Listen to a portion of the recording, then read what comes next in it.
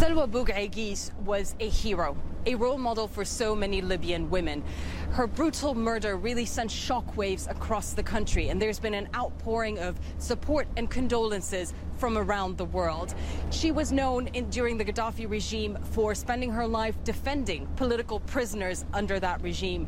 Now, in the early days of the revolution, that uprising in February of 2011, she was one of the first brave Libyans to take to the streets in protest against the Gadhafi regime, and she became known as one of the prominent faces of that revolution. After that, she became a founding member of the National Transitional Council. That's the first governing body after the fall of the regime.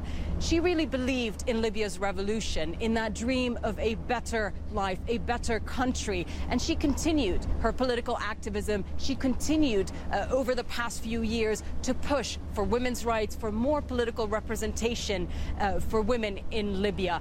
She was a defiant woman. Salwa Bougaïghis did not wear a veil in a city where very few women dare to do so because of the threat of Islamist extremist groups that have grown in size and influence since the revolution.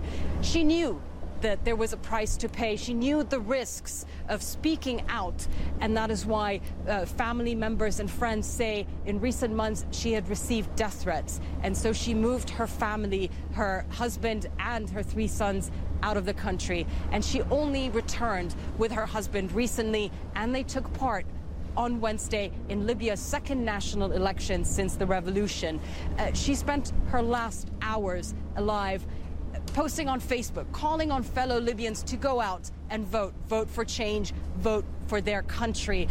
And within a few hours of that, she was murdered in her home. No one knows for certain who is responsible for the brutal assassination of Salwa Bougaïghis, but many Libyans accuse Islamist extremist groups, the same groups that they believe are behind the violence that has become the daily reality of life in Benghazi.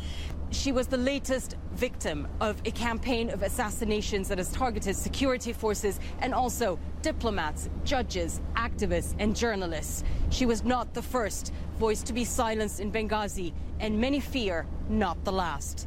Jumana Karache, CNN, Amman, Jordan.